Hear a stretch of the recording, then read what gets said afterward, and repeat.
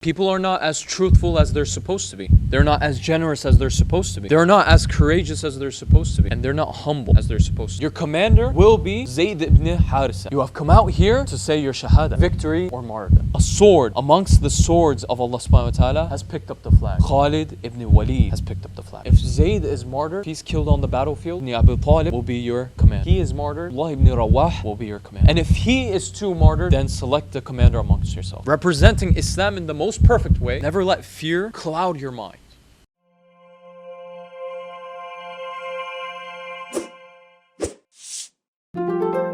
أعوذ بالله من الشيطان الرجيم بسم الله الرحمن الرحيم الحمد لله رب العالمين والصلاة والسلام على رسولنا محمد وعلى آله وصحبه أجمعين سبحانك لا علم لنا إلا ما علمتنا إنك أنت العليم الحكيم سبحانك لا فهم لنا إلا ما فهمتنا إنك أنت الجواد الكريم رب اشرح لي صدري ويسر لي أمري واحلل عقدة من لساني يفقهوا قولي أما بعد.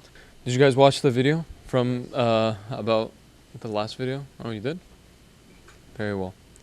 You guys remember the first strategy of the Shaytan picket? Come on, tests. The first strategy of the Shaytan.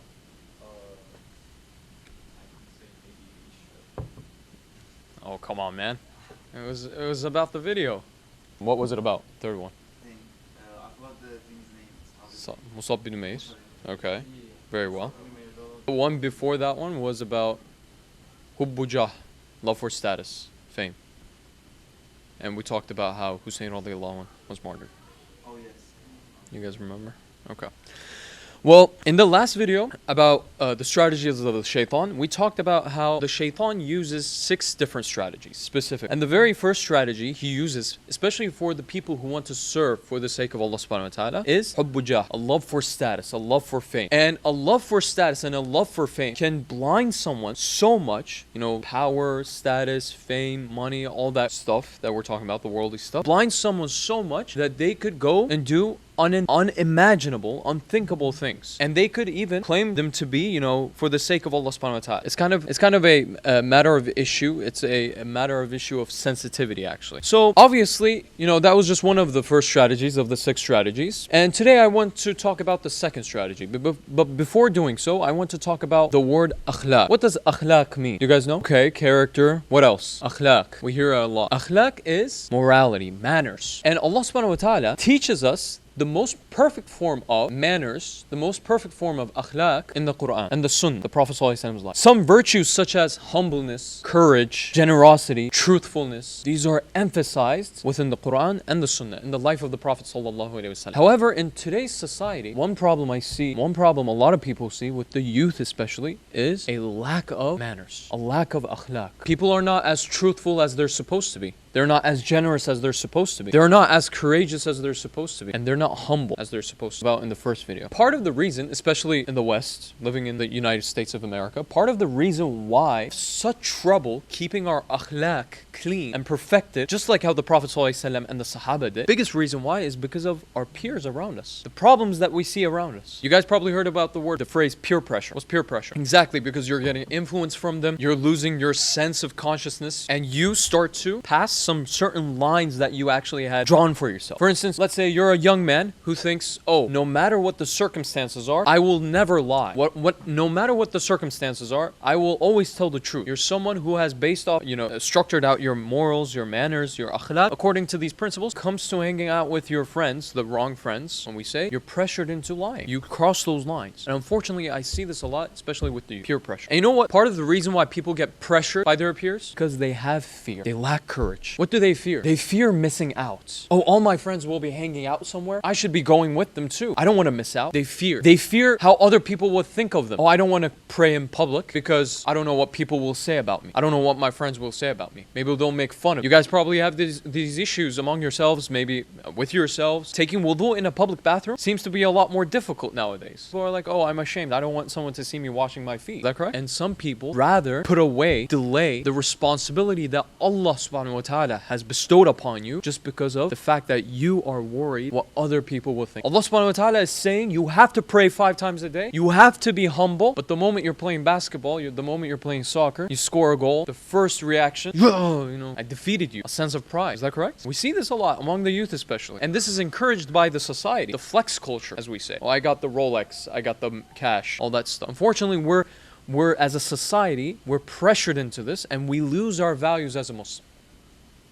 Allah subhanahu wa ta'ala is saying otherwise. He's teaching us otherwise in the Quran, how we're supposed to live our life. Important to note, brothers and sisters, for those people who are ashamed of living and practicing the religion, for those people who say, oh, I am too embarrassed to pray out in public when you're supposed to. Look, I'm not saying go out and pray in the middle of the street. I'm not saying that. But if you have a responsibility and you realize that, the prayer time is going out, more important, what Allah subhanahu wa ta'ala has declared upon you or what other people, random strangers that you'll probably never come across again, think about. What's more important? The wudu that you're supposed to take, possibility that some man, while you're in the bathroom, washing your feet, comes and asks you, what are you doing? That's a possibility, isn't it? It's a possibility, but at the end of the day, it's not very important when Allah subhanahu wa ta'ala declared something otherwise. So for those people who are embarrassed and ashamed of living their lives as Muslims, I have one thing to say, and this is very important to note. This principle, this motto, whatever it may be, in the back of your head at all times. The kuffar, the non-believers, no shame. You see all sorts of filth, do it with no shame. Why should I be embarrassed? Why should I be ashamed of how I live as a Muslim?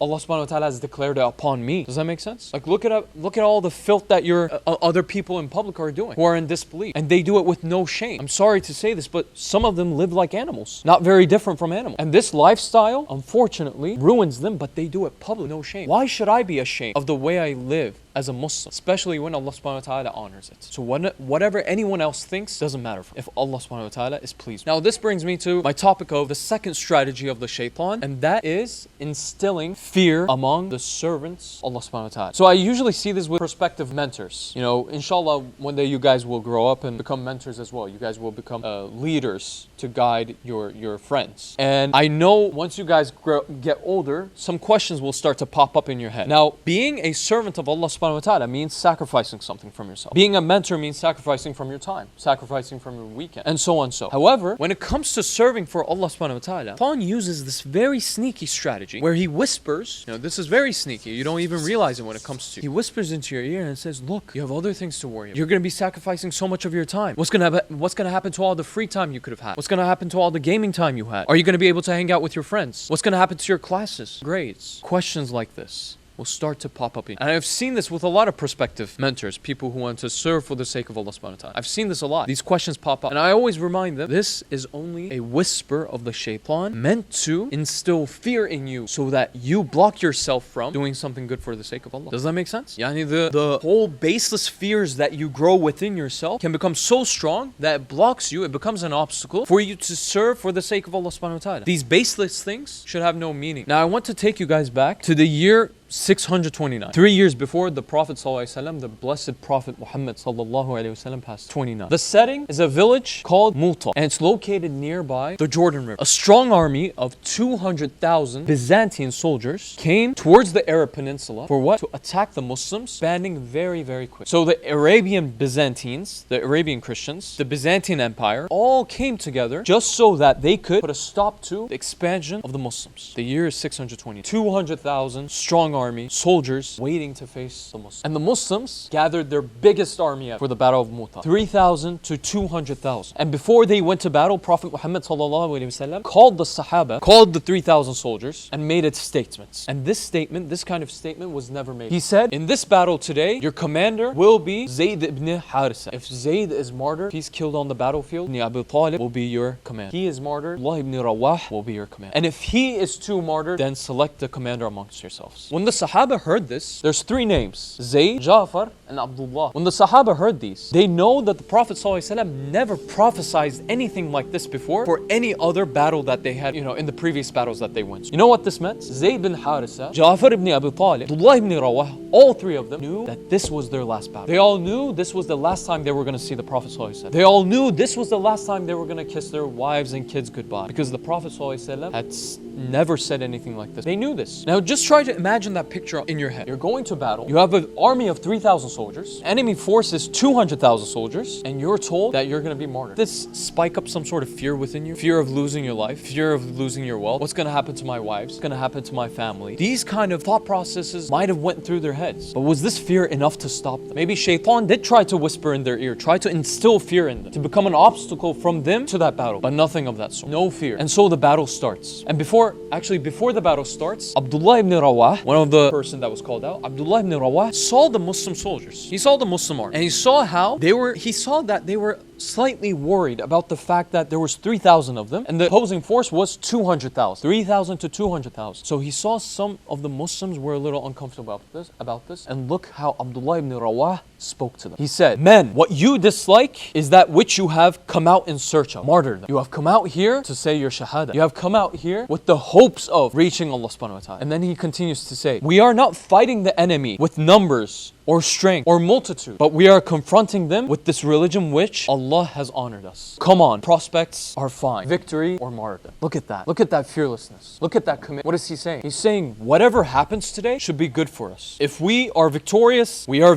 by the will of Allah. And if we are killed today, we're going to be martyrs. We're going to be the shaheed. Ta'ala will raise us above the ranks. There's nothing to lose. And so the battle starts. As the battle starts, Zayd bin Harisa is leading the army of the Muslims towards the opposing force. And that very moment, the Prophet ﷺ from Medina, miles and miles away from Mutah, from Medina, Prophet ﷺ, with the miracle of Allah subhanahu wa ta'ala, narrating the whole battlefield as if he were watching it from a television. He was sitting down with the Sahabas who didn't go to battle, who couldn't go to battle because of old age, sickness, whatever it may be. And he was sitting there, he started narrating it. And he said the battle has started. And Zayd bin Harisa, he's leading the army. As Zayd bin Harisa was leading the army, close by, right behind him, who's following? Ja'far bin Abi Talib. As if he's 100% sure that Zayd will be put down. As Zayd bin Harisa courageously, with no fear, attacks the enemy force. And through the various wounds and the several wounds that he incurs, he falls to his knees. And before the flag of Islam falls down, Ja'far bin Abi Talib falls right behind him, continues leading as the second commander who was called upon. Ja'far ibn Abi Talib, he's leading the army. He realizes at one point he's in a dangerous situation with his horse, and if he's martyred in the enemy side, they could use his horse against him. So he leaves his horse behind. He gets off of his horse and he attacks the enemy force with no fear. 3,000 soldiers against 2. And Ja'far ibn Abi Talib, right then and there, they chop off his 2 arms. He martyred, actually, fortunately for them, martyred on that battlefield. And right behind them, Abdullah ibn Rawah was following right behind. And he picks up the flag. And as he is following Ja'far ibn Abi Talib's footsteps, as he's commanding the army, sooner or later, he was martyred as well because of excessive spear wounds. And the Prophet Muhammad was narrating the whole incident one by one, saying Zayd has picked up the flag. He has